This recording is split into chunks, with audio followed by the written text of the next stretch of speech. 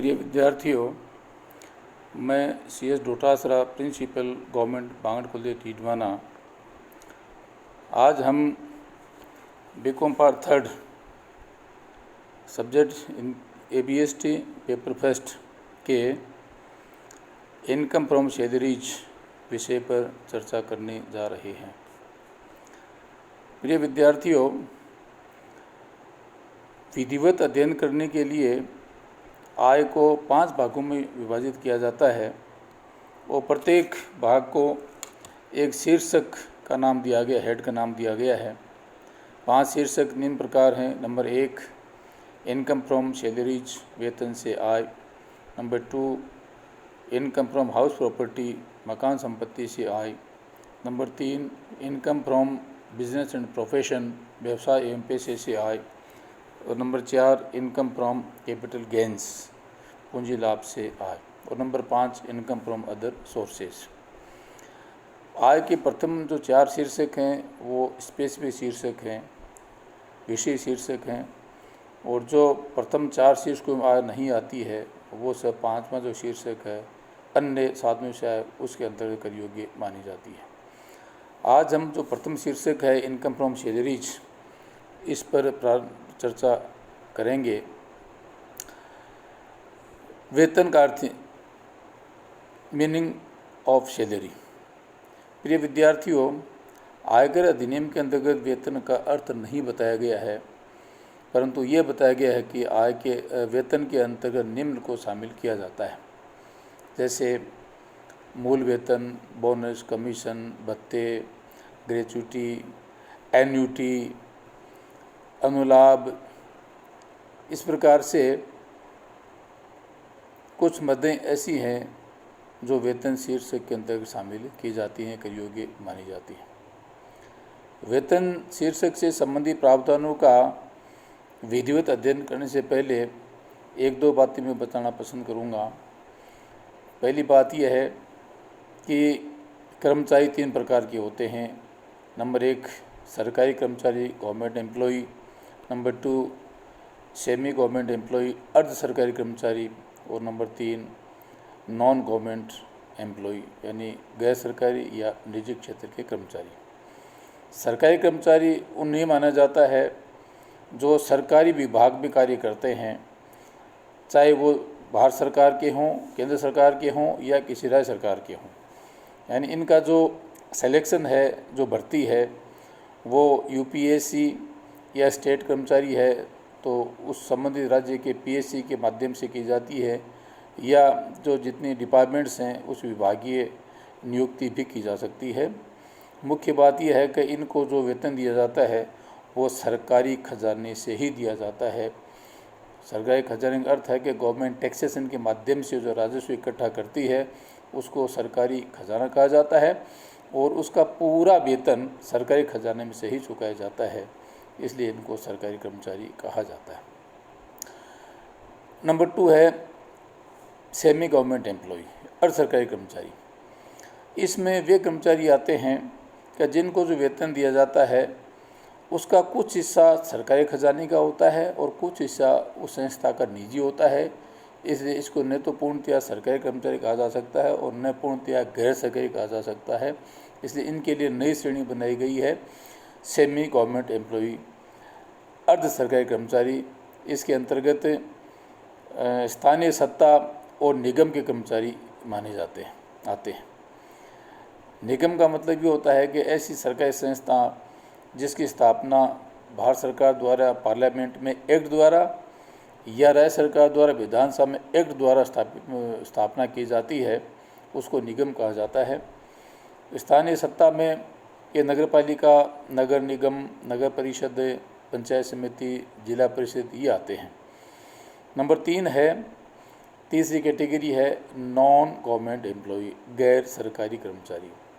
प्रिय विद्यार्थियों, इसमें वे कर्मचारी आते हैं जो किसी निजी व्यक्ति द्वारा कोई निजी संस्थान स्थापित किया जाता है, कोई फर्म बनाई जाती है, व्यापार बनाया जाता है, एकाकी व्यापार, या कोई कंपनी को फॉर्म किया जाता है और उसमें जो कर्मचारी काम करते हैं उनको गैर सरकारी या निजी क्षेत्र कर्मचारी माना जाता है। इनको जो वेतन दिया जाता है वो संबंधित संस्था द्वारा ही दिया जाता है, इसका सरकार से कोई संबंध नहीं होता है, इसलिए इनको निजी कर्मचारी कहा जाता है। वेतन ड्यू बेसिस पर कर योग्य माना जाता है। सामान्यतया सरकारी और अर्ध सरकारी कर्मचारी का वेतन आगामी माह की प्रथम तिथि को देय होता है। अतः इनके लिए जो हमारा गत वर्ष 2019-20 जिसकी आय हम इनकम में शामिल करेंगे, तो 1 अप्रैल 19 से 31 मार्च 20 तक जो वेतन ड्यू होता है वो इसके वेतन में शामिल किया जाता है। आगामी माह की प्रथम तिथि को ड्यू होता है सरकारी और असरकारी कर्मचारी के वेतन, तो इस आधार पर इनका जो वेतन है वो मार्च 19 का 1 अप्रैल 19 को ड्यू होगा और मार्च 20 का 1 अप्रैल 20 को ड्यू होगा। तो 1 अप्रैल 20 की तिथि 31 मार्च 20 के बाद में आती है, इसलिए इनके लिए मार्च 2019 से फरवरी 2020 तक का जो 12 महीने का अवधि है उसका वेतन गत वर्ष 2019-20 की आय में शामिल किया जाता है। गैर सरकारी कर्मचारियों का वेतन सामान्यतः संबंधित माह की अंतिम तिथि को देय होता है। अतः इनके लिए अप्रैल 2019 से मार्च 2020 तक का वेतन गत वर्ष 2019-20 की आय में कर योग्य माना जाता है। यदि गैर सरकारी कर्मचारी को अनुबंध के तहत आगामी माह की प्रथम तिथि को वेतन देय होता है तो इन गैर सरकारी कर्मचारियों के लिए भी सरकारी वर्ष सरकारी की तरह है मार्च अप्रैल से फरवरी 20 तक का वेतन गत वर्ष 2019-20 की आय में कर योग्य माना जाता है। इसके अलावा वेतन की आय में कौन सी राशि शामिल की जाती है, इसके लिए एक महत्वपूर्ण प्रावधान दिया गया है कि नियोक्ता व कर्मचारी के संबंध के अंतर्गत नियुक्ति के उद्देश्य के निष्पादन के बदले नियोक्ता द्वारा कर्मचारी को गत वर्ष में जो भुगतान किया जाता है उसे वेतन में शामिल किया जाता है। तो इसमें 2-3 बिंदु निकल कर आते हैं कि पहला है नियोक्ता व कर्मचारी का संबंध। तो लेने और देने वाले के मध्य नियोक्ता व कर्मचारी का संबंध है तो वो प्राप्ति कर्मचारी के लिए वेतन शीर्षक की आय में कर योग्य मानी जाती है, और नियोक्ता व कर्मचारी संबंध नहीं होता है तो इस ऐड में नहीं आती है। जैसे साझेदारी फर्म के जो साझेदार हैं उनको साझेदारी फर्म के व्यवसाय के संचालन के बदले में पारिश्रमिक प्राप्त होता है, वेतन बोनस कमीशन नाम से प्राप्त होता है, तो वो उनके लिए वेतन शीर्षक की आय में शामिल नहीं किया जाता है। वो income from business and profession की आय में शामिल किया जाता है, क्योंकि फर्म और साझेदार के मध्य नियोक्ता व कर्मचारी का संबंध नहीं होता है। इसी प्रकार से जो हमारे एमएलए और एमपीज़ हैं उनको भी सरकार से वेतन मिलता है, क्योंकि एमएलए एमपी और सरकार के मध्य नियोक्ता व कर्मचारी का संबंध नहीं होता है, वो जनप्रतिनिधि या जनता द्वारा चुने प्रतिनिधि होते हैं, इसलिए उन्हें जो वेतन प्राप्त होता है वो वेतन शीर्षक की आय में शामिल नहीं किया जाता है, वो उनके लिए अन्य साधनों से शीर्षक में कर योग्य माना जाता है। इसी प्रकार कर्मचारी कंपनी के जो संचालक होते हैं उनको जो रेम्युनरेशन मिलता है वो भी वेतन शीर्षक की आय में शामिल नहीं होता है, क्योंकि वो कंपनी के संचालक में वो पहले अंशधारी होते हैं, शेयर होल्डर होते हैं, और शेयर होल्डर कंपनी का मालिक होता है, इसलिए एक ही व्यक्ति स्वयं का कर्मचारी नहीं हो सकता है। इसलिए डायरेक्टर्स को अंशधारी होने के नाते, संचालक होने के नाते जो रेम्युनरेशन प्राप्त होता है वो उनके लिए अन्य साधनों से शीर्षक में कर योग्य माना जाता है। एक आता है इसमें एडवांस सैलरी, यानी हमारा जो गत वर्ष है वो 19-20 है, अप्रैल 19 से मार्च 20 तक का, तो मार्च 20 के बाद के महीनों का वेतन यदि 31 मार्च 20 तक ही उसको प्राप्त हो जाता है तो उसको एडवांस सैलरी माना जाता है, अग्रिम वेतन माना जाता है, और अग्रिम वेतन प्राप्ति वाले गत वर्ष की आय में कर योग्य माना जाता है। परंतु ये बेसिक नियम इनकम का जिस इनकम पर एक बार आयकर लग चुका होता है उस पर दोबारा टैक्स नहीं लगता है, आयकर नहीं लगता है, इसलिए आगामी वर्ष की जब हम आग याद करेंगे तो उसमें इस वर्ष की एडवांस सैलरी छोड़ दी जाए, क्योंकि इस पर 19-20 गत वर्ष में कर लग चुका होता है। एक आता है इसमें एरियर्स ऑफ सैलरी, यानी बकाया वेतन। बकाया वेतन का तात्पर्य है कि 19-20 गत वर्ष से पहले की अवधि का यदि कोई वेतन 19-20 गत वर्ष की आय में शामिल किया जाता है तो उसको बकाया वेतन मानते हुए गत वर्ष 2019-20 की आय में कर योग्य माना जाता है, आय में शामिल किया जाता है, बशर्ते उस पर पिछले वर्षों में आयकर नहीं लगा था तो। यदि उस पर पिछले वर्ष में कर लग चुका है तो इस वर्ष की आय में उसको शामिल नहीं किया जाता है। एक दूसरा शब्द आता है इसमें नियुक्ति के उद्देश्य के बदले में, यानी जिस कार्य को करने के लिए कर्मचारी को नियुक्त किया जाता है उसी के बदले में नियोक्ता से कर्मचारी जो प्राप्त होता है उसे वेतन शीर्षक में शामिल किया जाता है। यदि नियुक्ति के उद्देश्य के अलावा अन्य कोई कार्य संपादित किया जाता है कर्मचारी द्वारा तो उसको इस हेड में शामिल नहीं किया जाता। जैसे होटल का जो वेटर है उसको ग्राहकों द्वारा बख्शिश दी जाती है तो वो बख्शिश वेतन शीर्षक में शामिल नहीं की जाती है, उसको अन्य साधनों से शामिल किया जाता है, क्योंकि ग्राहक जो बख्शिश देता है, टिप्स देता है, वो और वेटर के मध्य नियोक्ता कर्मचारी का संबंध नहीं है। इसी प्रकार से मान लीजिए जो नियोक्ता का, जैसे मान लो उदाहरण के रूप में समझो आपको, बच्चा खो गया और उसने ये घोषणा कर दिया कि जो बच्चा ढूंढ कर लाएगा उसको कुछ राशि का 1 लाख 2 लाख 5 लाख कुछ भी राशि जो तय उसने घोषित किया वो इनाम दिया जाएगा। मान लीजिए कर्मचारी जो नियोक्ता का कर्मचारी है वो उसको ढूंढ कर ले आता है तो उसको इनाम दिया जाएगा। ये इनाम देने वाला नियोक्ता है, पाने वाला कर्मचारी है, मगर वो इनाम वेतन शीर्षक में शामिल नहीं किया जाएगा। क्यों? क्योंकि नियुक्ति का उद्देश्य ये नहीं था कि उसका बच्चा खो जाएगा और ढूंढ कर लाएगा, इसलिए उस राशि को वेतन शीर्षक में शामिल नहीं किया जाएगा। अब वेतन शीर्षक से संबंधित जो विभिन्न प्रावधान हैं वो काफ़ी ज़्यादा है, इसलिए उनको विधिवत अध्ययन करने के लिए 7 भागों में विभाजित किया जाता है। और उसका पहला भाग है वेतन यानी सैलरी। इसमें हम निम्न बिंदु शामिल करते हैं।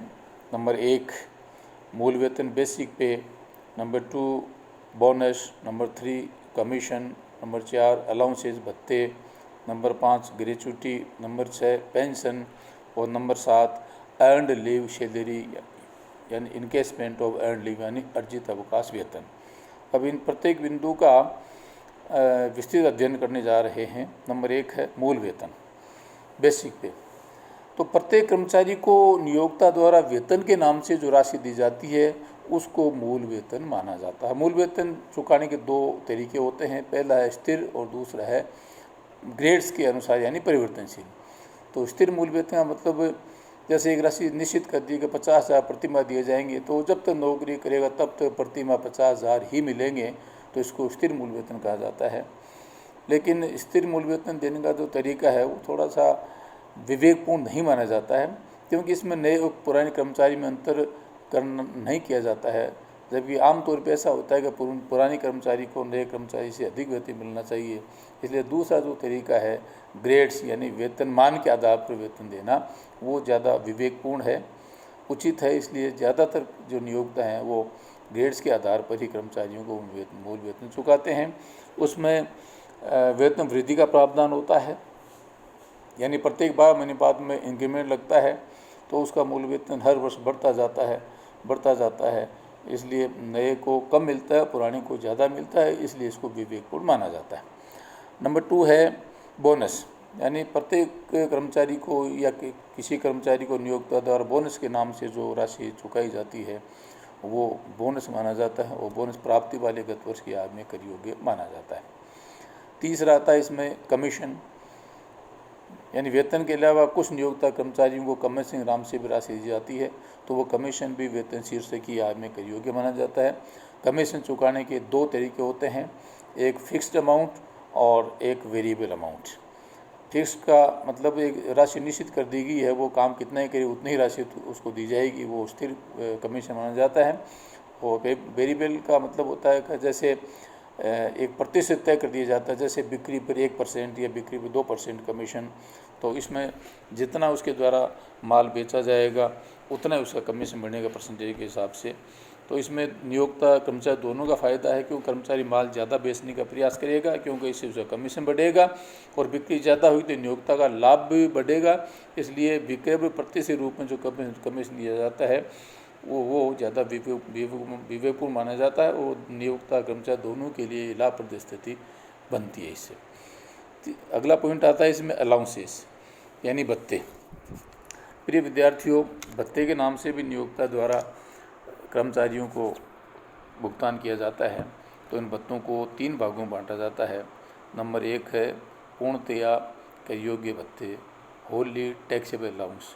नंबर 2 है पूर्णतया करमुक्त भत्ते यानी होली एग्जेम्प्टेड अलाउंस। और नंबर 3 है अंशतया कर योग्य भत्ते यानी पार्टली टैक्सेबल अलाउंस। हम प्रत्येक श्रेणी का अलग अध्ययन करने जा रहे हैं। पहला है पूर्णतया कर योग्य भत्ते। प्रिय विद्यार्थियों, इस श्रेणी में निम्न भत्ते आते हैं, यानी इनकी संपूर्ण प्राप्त राशि ही कर योग्य होती है और वेतन शीर्षक की आय में शामिल की जाती है। नंबर 1 है डियरनेस अलाउंस यानी महंगाई भत्ता। बड़ी महंगाई के लिए सरकार द्वारा या नियोक्ता द्वारा महंगाई भत्ते नाम से राशि दी जाती है। नंबर 2 है सिटी कंपनसेटरी अलाउंस, शहरी क्षतिपूर्ति भत्ता। शहरों में कुछ जीवन निर्वाह लागत ज़्यादा होती है, इसलिए बड़ी लागत को मीट आउट करने के लिए नियोक्ता द्वारा कर्मचारी को सिटी कंपनसेटरी अलाउंस दिया जाता है। अगला इसमें आता है रूरल अलाउंस यानी ग्रामीण भत्ता। जो दूरस्थ क्षेत्र हैं, ग्रामीण क्षेत्र, उसमें अलग प्रकार की समस्याएं होती हैं, तो वहाँ यदि कर्मचारी काम करता है तो उसको रूरल भत्ता दिया जाता है और ये भी पूर्णतया कर योग्य माना जाता है। एक इसमें आता है मेडिकल अलाउंस, चिकित्सा भत्ता। अगला आता है इसमें डेपुटेशन अलाउंस, प्रतिनियुक्ति भत्ता। प्रतिनियुक्ति का मतलब होता है कर्मचारी का नियुक्ति स्थान है, उसके अलावा अन्य स्थान पर उसकी सेवाएं ली जाती हैं, तो उसको अन्य स्थान पर सेवाएं देने के बदले में प्रतिनियुक्ति भत्ता दिया जाता है। एक इसमें आता है प्रॉक्टरशिप अलाउंस, प्रॉक्टर भत्ता। एक आता है इसमें टेलीफोन अलाउंस यानी टेलीफोन भत्ता। एक आता है इसमें इंटरिम रिलीफ यानी अंतरिम राहत। टिफ़िन अलाउंस इसी श्रेणी में आता है। लंच और डिनर अलाउंस इसी श्रेणी में आता है। गार्ड अलाउंस इसी श्रेणी में आता है। ओवर टाइम अलाउंस इसी श्रेणी में आता है। सर्वेंट अलाउंस इस कैटेगरी में आता है, जो पूर्णतया कर योग्य माना जाता है। इसी प्रकार से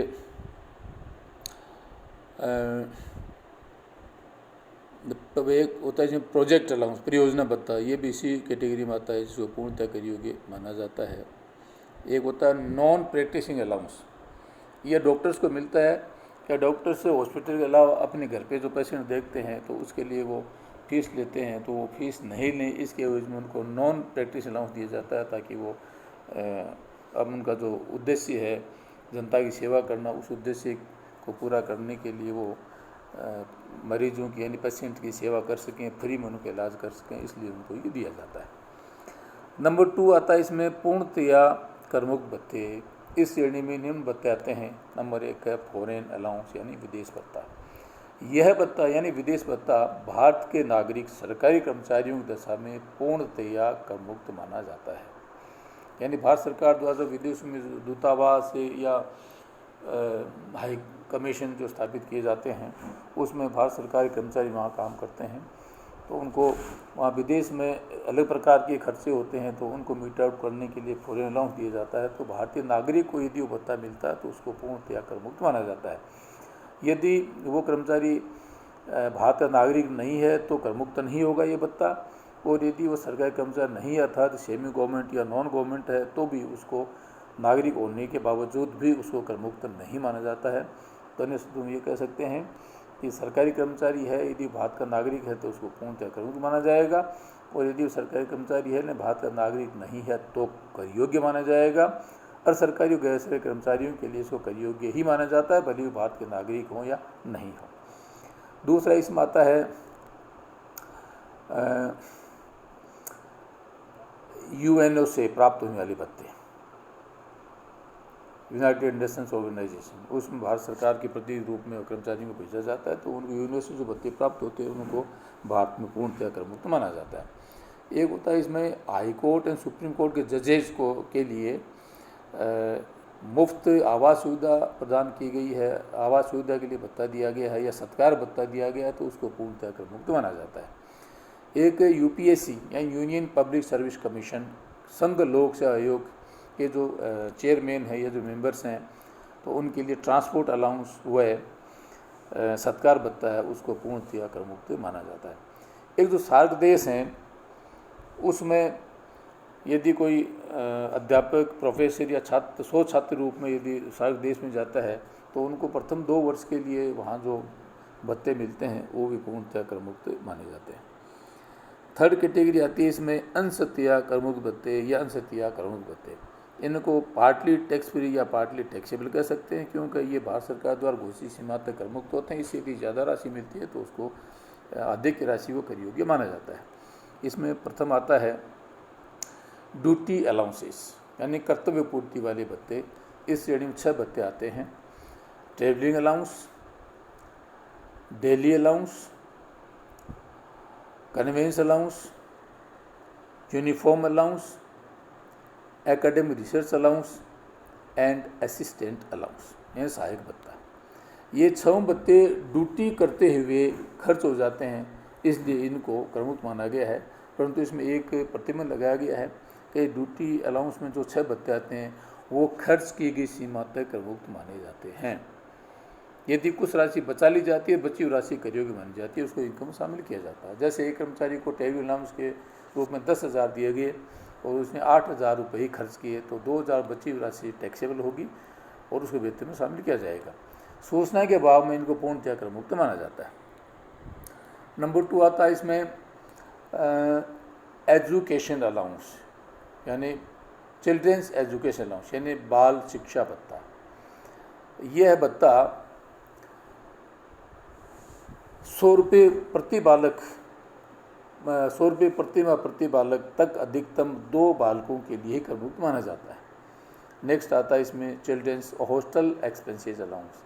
यह भत्ता 300 रुपये प्रति माह है प्रति बच्चे तक अधिकतम 2 बच्चों के लिए ही कर मुक्त माना जाता है। अगला भत्ता इस श्रेणी में आता है अंडरग्राउंड अलाउंस यानी भूगर्भ भत्ता।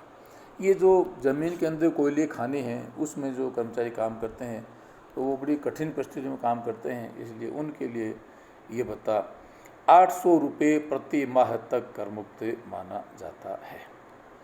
नेक्स्ट आता है इसमें ट्रांसपोर्ट अलाउंस। कुछ ऐसी नौकरियां होती हैं जिसमें कर्मचारी वो यात्राएं करता रहता है, जैसे ड्राइवर, कंडक्टर, रेलवे के टीटी वगैरह, ड्राइवर्स वगैरह, ये इस कैटेगरी में आते हैं। तो उनके खर्चे भी अलग प्रकार के होते हैं, इसलिए इनकी भी एक निश्चित सीमा तक इनको कर मुक्त माना गया है कि इस भत्ते की प्राप्त राशि का 70% या 10,000 रुपये प्रति माह है। इन दोनों में से जो राशि कम होती है उस सीमा तक ये है भत्ता कर मुक्त माना जाता है। प्राप्त राशि में से कर मुक्त राशि घटाकर शेष राशि को कर योग्य माना जाता है, जिसको कर योग्य वेतन शीर्ष से कर योग्य आय में शामिल किया जाता है। नेक्स्ट आता है इसमें स्पेसिफिक अलाउंसेस यानी विशिष्ट भत्ते। इसमें 4 भत्ते आते हैं। बॉर्डर एरिया अलाउंस, सीमा क्षेत्र भत्ता, रिमोट एरिया अलाउंस, दूर क्षेत्र भत्ता, डिस्टर्ब्ड एरिया अलाउंस यानी अशांत क्षेत्र भत्ता यानी दंगाग्रस्त भत्ता। Border area, remote area, disturbed area, ये जो भत्ते हैं इनके लिए 6 कैटेगरी बनाई गई है, A, B, C, D, E, F। A 1,300 रुपये प्रति माह तक कर मुक्त, B 1,050 रुपये प्रति माह 1,100 रुपये प्रति माह तक कर मुक्त, C 1,050 रुपये प्रति माह तक कर मुक्त, D 750 रुपये प्रति माह तक कर मुक्त, E 300 रुपये प्रति माह तक कर मुक्त और F 200 रुपये प्रति माह तक कर मुक्त। यानी इसी 6 कैटेगरी है A, B, C, D, E, F। A में 1,300 प्रति माह, B में 1,100 प्रति माह, C में 1,050 प्रति माह है, D क्षेत्र में 750 प्रति माह है, E क्षेत्र में 300 रुपये प्रति माह है और F क्षेत्र में यदि कार्य करता है कर्मचारी तो उसके लिए 200 रुपये प्रति माह तक। ये चारों भत्ते अलग अलग इसी माह तक कर मुक्त माने जाते हैं। एक ही श्रेणी में आता है ट्राइबल एरिया अलाउंस, जनजाति क्षेत्र भत्ता। प्रिय विद्यार्थियों, ये हिंदुस्तान के 9 राज्यों में ही ये भत्ता कर मुक्त होता है। आसाम, त्रिपुरा, पश्चिम बंगाल, बिहार, उड़ीसा, उत्तर प्रदेश, मध्य प्रदेश, कर्नाटक और तमिलनाडु, इन 9 में से किसी राज्य में कर्मचारी काम करता है तो यह भत्ता 200 रुपये प्रति माह तक कर मुक्त होता है। 200 से यदि ऊपर मिलता है तो उसको कर योग्य वेतन में शामिल किया जाता है।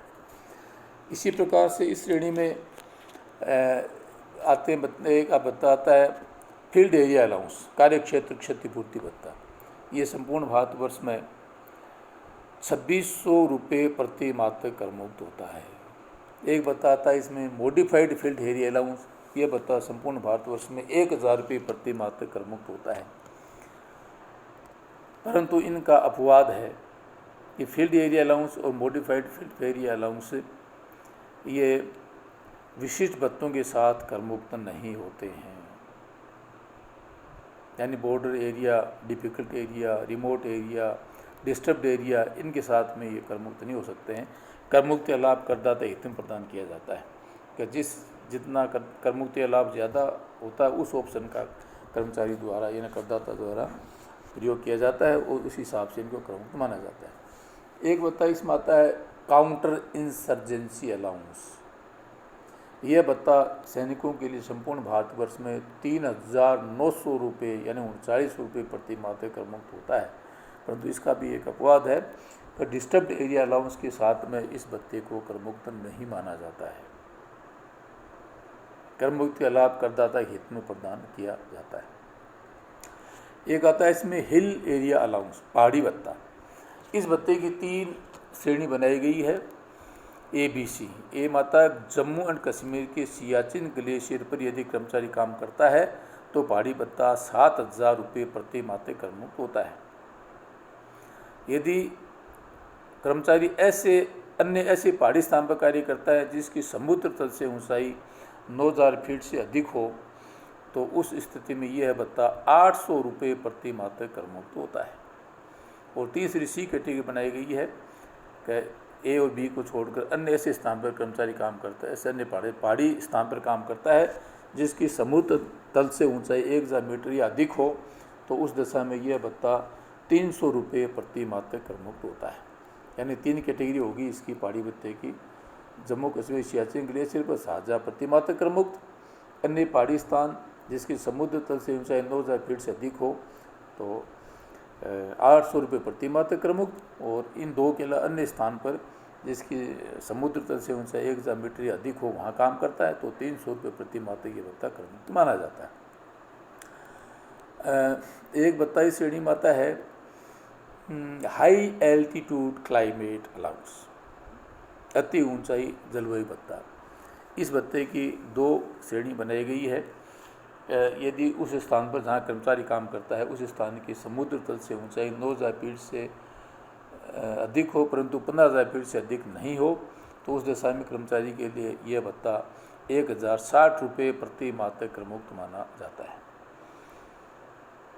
दूसरी कैटेगरी है इसके कि यदि उस स्थान की समुद्र तल से ऊंचाई 15000 फीट से अधिक हो तो यह भत्ता 1600 रुपये प्रति माह करमुक्त होता है। इस प्रकार से इसकी 2 कैटेगरी, 1060 प्रति माह और 1600 रुपये प्रति माह। 9000 से 15000 फीट तक ऊंचाई हो तो 1060 रुपये प्रति माह करमुक्त, और 15000 फीट से अधिक ऊंचाई हो तो 1600 रुपये प्रति माह तक ये भत्ता करमुक्त होता है। एक भत्ता इस श्रेणी में आता है transport allowance to blind and handicapped employees, यानी गूंगा, बहरा, अंधा या विकलांग कर्मचारी हो तो उसके लिए ट्रांसपोर्ट अलाउंस वो 3200 रुपये प्रति माह करमुक्त होता है। एक भत्ता इस श्रेणी में आता है highly active field area allowance. ये भत्ता सैनिकों के लिए संपूर्ण भारतवर्ष में 4200 रुपये प्रति माह करमुक्त होता है। और अंतिम भत्ता इसमें आता है आइलैंड ड्यूटी अलाउंस, यानी द्वीप कर्तव्य भत्ता। द्वीप का मतलब टापू, यानी जो समुद्र के बीच में उसके चारों तरफ पानी है तो वहाँ थोड़ी परिस्थितियाँ कठिन होती हैं तो वहाँ यदि कोई कर्मचारी काम करता है तो उसके लिए ये भत्ता 3250 रुपये प्रति माह करमुक्त होता है। नेक्स्ट भत्ता इसमें आता है मनोरंजन भत्ता यानी एंटरटेनमेंट अलाउंस। प्रिय विद्यार्थियों का ये विशेष भत्ता है कि ये जो भत्ता है इसकी संपूर्ण राशि सकल वेतन में शामिल की जाती है और इसके बाद में सरकारी कर्मचारी हो तो उसके लिए सकल वेतन में से कटौती प्रदान की जाती है। अर्ध सरकारी गैर सरकारी कटौती नहीं मिलती है, लेकिन सरकारी कर्मचारी हो तो उसे कटौती मिलती है और इसका अध्ययन हम आगे जाकर करेंगे। सकल वेतन में से कटौतियाँ वाला जो पॉइंट आएगा उसमें इस बात चर्चा करें कितनी कटौती प्रदान की जाती है। और अंतिम भत्ता इसमें आता है हाउस रेंट अलाउंस, मकान किराया भत्ता। प्रिय विद्यार्थियों, मकान किराए भत्ते की जो प्राप्त राशि है उसमें से